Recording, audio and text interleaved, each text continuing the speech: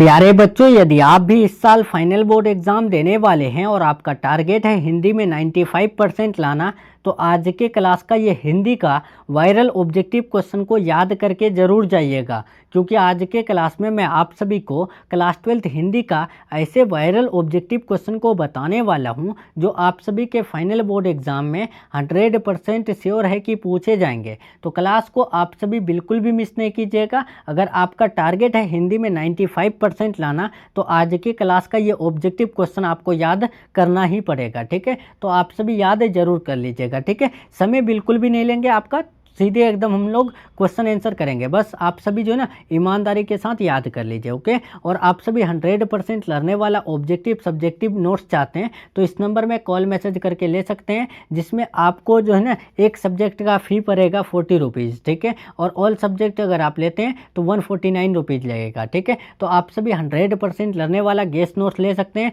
जो हमारा guest notes है उससे एक भी बाहर आपके फाइनल बोर्ड एग्जाम में क्वेश्चन नहीं आएगा। ठीक है, बस उसको आप सभी को कम समय में याद करना है। ठीक है, और ईमानदारी के साथ ले लीजिए और याद कर लीजिए। ओके, तो देखिए यहाँ पहला नंबर क्वेश्चन आ चुका है। अगर चैनल से नहीं जुड़ रहे हैं तो चैनल को सब्सक्राइब कर लेंगे, बेल आइकन प्रेस कर लेंगे, ताकि आप सभी को आने वाली क्लासेस का नोटिफिकेशन मिलते रहे। और चैनल यानी वीडियो पसंद आए तो लाइक करके शेयर कर देंगे। ठीक है, देखिए यहाँ पहला नंबर क्वेश्चन पूछा गया है, अर्धनारीश्वर शीर्षक पाठ के लेखक कौन होते हैं। आपको यहाँ पर बताना है जो अर्धनारीश्वर एक यानी एकांक यानी निबंध है। ठीक है, इसके जो लेखक है इस पाठ के, तो वो कौन है, उसके राइटर आपको बताना है। तो आपको पता है ना, रामधारी सिंह दिनकर जी है, जिनका जन्म जो है 23 सितंबर 1908 को सिमरिया बेगूसराय में हुआ था। ठीक है, तो आप सभी याद रखिएगा, इसका राइट आंसर सी बिल्कुल राइट हो जाएगा। चलिए तो प्यारे स्टूडेंट दूसरा देखते हैं, शिक्षा शीर्षक संभाषण के वक्ता कौन है। देखिए जो शिक्षा है ये एक संभाषण है। ठीक है, इसके जो वक्ता है वो कौन है, तो आप सभी याद रखिएगा, दूसरा का राइट आंसर जो है ना सी हो जाएगा, जे कृष्ण मूर्ति जी। ठीक है,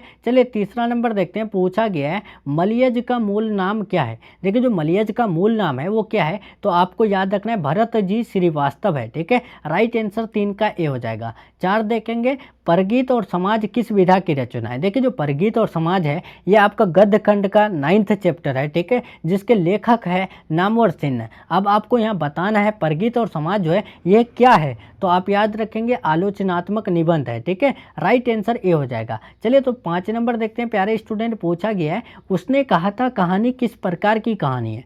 देखिए जो उसने कहा था कहानी है ये किस प्रकार की कहानी है, तो राइट आंसर ए हो जाएगा, कर्म प्रधान कहानी है। देखिए 6 नंबर क्वेश्चन पूछा गया है, सिपाही की माँ शीर्षक पाठ के रचयिता कौन है। देखिए जो सिपाही की माँ शीर्षक पाठ के जो लेखक है वो कौन है, तो आपको पता है ना, इसका राइट आंसर मोहन राकेश होगा। ठीक है, सिपाही की माँ एक क्या है, तो यह एक एकांकी है। ठीक है, आप ये भी याद रखिएगा। ठीक है ना प्यारे स्टूडेंट। चलिए तो 7 नंबर बढ़ते हैं, आप लोग का समय बिल्कुल भी नहीं लेंगे, बस आपको याद कर लेना है। ओम प्रकाश वाल्मीकि के माता पिता का नाम क्या है, तो प्यारे स्टूडेंट मैंने जो है आपको अलग अलग क्लास में बताया था, ओम प्रकाश वाल्मीकि के माता का नाम मुकुंदी देवी और उनके पिता का नाम छोटन लाल था। तो राइट आंसर यहाँ पर ऑप्शन नंबर ए हो जाएगा। ठीक है, ध्यान रखना है, ओम प्रकाश वाल्मीकि के माता पिता का नाम मुकुंदी देवी एवं छोटन लाल है। चलिए तो अब हम लोग 8 नंबर देखते हैं, भगत सिंह का जन्म जो है कब हुआ था। तो फ्रेंड्स आप याद रखेंगे, भगत सिंह का जन्म जो हुआ था 28 सितंबर 1907 में हुआ था। ठीक है,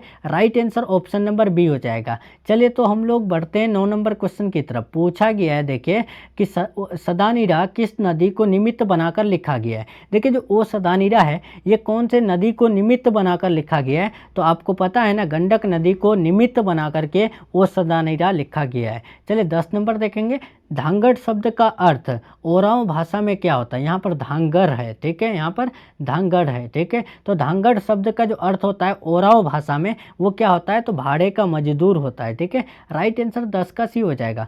11 देखेंगे, चंपारण में गांधी जी के चमत्कार की कथा किसने लिखी। देखिए जो यानी पश्चिमी चंपारण में गांधी जी के जो चमत्कार की कथा लिखे थे वो कौन लिखे थे, तो वो राजेंद्र प्रसाद जी लिखे थे। ठीक है, राइट आंसर बी हो जाएगा। 12 देखे, जयप्रकाश नारायण की पत्नी का क्या नाम है, तो फ्रेंड्स आपको याद रखना है, जयप्रकाश नारायण की जो वाइफ है उनका जो नाम है ना वो है क्या, प्रभावती देवी। ठीक है, 12 का ए हो जाएगा। चलिए 13 नंबर क्वेश्चन की तरफ बढ़ते हैं हम लोग। पूछा गया है देखिए, करबक शीर्षक कविता किसने लिखा। देखिए जो करबक है ये एक कविता है। अब इसको आपको बताना है कि इसका जो लेखक है या फिर कविता यानी कवित्री है तो वो कौन है, तो आप याद रखेंगे यानी कवि है तो कौन है, तो आप याद रखेंगे मलिक मोहम्मद जायसी जी है। ठीक है, ध्यान रखना है करबक एक कविता है जिसके कवि जो है मलिक मोहम्मद जायसी जी है, आपको भूलना नहीं है। ठीक है, 14 देखेंगे सूरदास किस भाषा के कवि है, तो सूरदास जी जो है ना वो ब्रज भाषा के कवि है, 14 का बी हो जाएगा। चलिए 15 नंबर क्वेश्चन बढ़ते हैं, पूछा गया है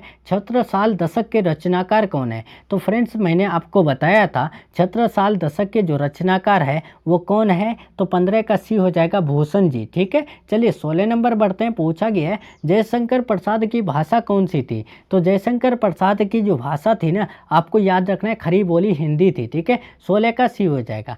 17 देखेंगे तुमुल कोलाहल कलह में शीर्षक कविता के कवि कौन है। देखिए तुमुल कोलाहल कलह में ये क्या है, तो यानी कविता है। अब इसके जो कवि है वो कौन है, तो आपको पता है ना जयशंकर प्रसाद जी है, राइट आंसर ए हो जाएगा। चलिए 18 बढ़ते हैं, हेनरी लोपेज कहाँ के रहने वाले थे। ये तो आपको याद रखना है, ये वायरल क्वेश्चन है, VVI क्वेश्चन है।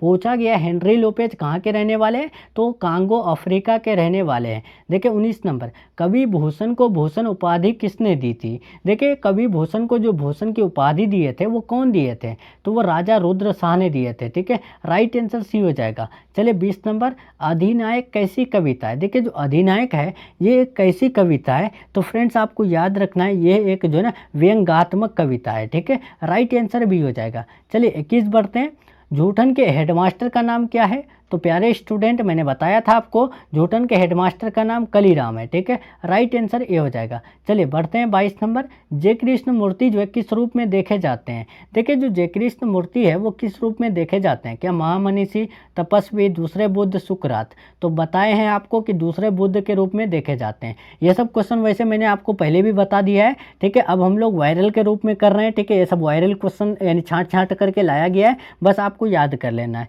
नामवर सिंह किस पत्रिका के संपादक रहे हैं, तो नामवर सिंह जो है ना वो आलोचना पत्रिका के संपादक रहे हैं। ठीक है, 24 देखेंगे, हिंदी साहित्य का सूर्य किसे कहा जाता है। तो मैंने आपको बताया था कि सूर्य से सूर याद रखना है, सूर्य से सूर मतलब कि सूरदास। ठीक है, हिंदी साहित्य का सूर्य सूरदास को कहे जाते हैं, राइट आंसर भी हो जाएगा। देखिए 25 नंबर, चांद का मुंह टेढ़ा है कविता संग्रह के रचयिता कौन है। तो चांद का मुंह टेढ़ा है ये एक कविता है। अब इसके जो रचयिता है लेखक है वो कौन है, तो याद रखेंगे इसका राइट आंसर 25 का जो है ना ए हो जाएगा, गजानन माधव मुक्ति बोध। ठीक है, चलिए 26 बढ़ते हैं, इत्यादि शब्द का संधि विच्छेद है। देखिए इत्यादि शब्द का संधि विच्छेद क्या होता है, तो प्यारे स्टूडेंट आपको याद रखना है इति प्लस आदि है। ठीक है, राइट आंसर भी हो जाएगा।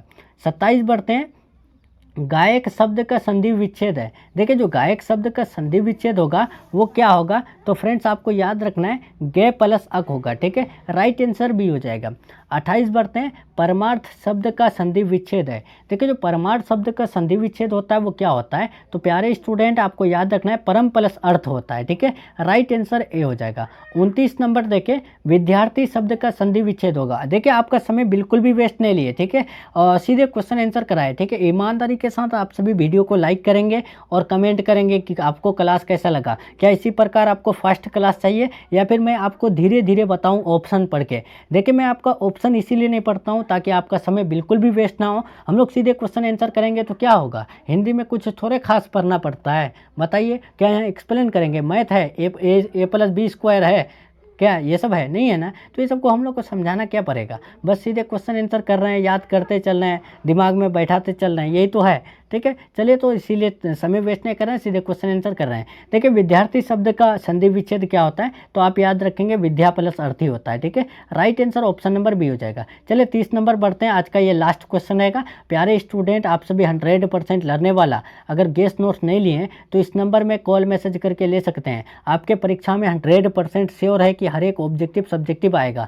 तो आप सभी बिल्कुल भी समय को वेस्ट मत कीजिए, उससे बाहर आपको अभी जो है ना फिलहाल कुछ नहीं पढ़ना है। ठीक है, बस वही नोट्स पढ़ लीजिए और एग्जाम देने जाइए, मैं आपको गारंटी दे रहा हूँ तहलका मचा के आइएगा। ठीक है, तो इस नंबर में कॉल मैसेज करके ले सकते हैं आप सभी व्हाट्सएप पे। देखिए यहाँ दुर्गम शब्द का विलोम क्या होता है, तो दुर्गम, जहाँ जाना कठिन हो उसे हम लोग दुर्गम कहते हैं और जहाँ जाना आसान हो उसे हम लोग सुगम कहते हैं। तो दुर्गम का उल्टा होगा सुगम, राइट आंसर भी बिल्कुल राइट हो जाएगा। ठीक है, तो चलिए प्यारे स्टूडेंट, यहाँ पर आपका जो ना हिंदी का टॉप 30 इंपॉर्टेंट ऑब्जेक्टिव यानी कि वायरल ऑब्जेक्टिव क्वेश्चन का क्लास कंप्लीट हो रहा है। अगर आप सभी को क्लास अच्छा लगे तो कमेंट में ज़रूर बताइएगा और ईमानदारी के साथ आप सभी बताइएगा क्या 30 में से आप सभी 30 सही कर पाए कि नहीं पाए, ठीक है। और आपका ये कल का क्लास रहेगा, ठीक है। अगर आप सभी चैनल से नहीं जुड़ रहे हैं तो चैनल को सब्सक्राइब करके बेल आइकन प्रेस कर लेंगे, ताकि आप सभी को आने वाली क्लासेस जो कल का है उसका नोटिफिकेशन मिलते रहे, ठीक है। और वीडियो पसंद आए लाइक कर देंगे, ठीक है।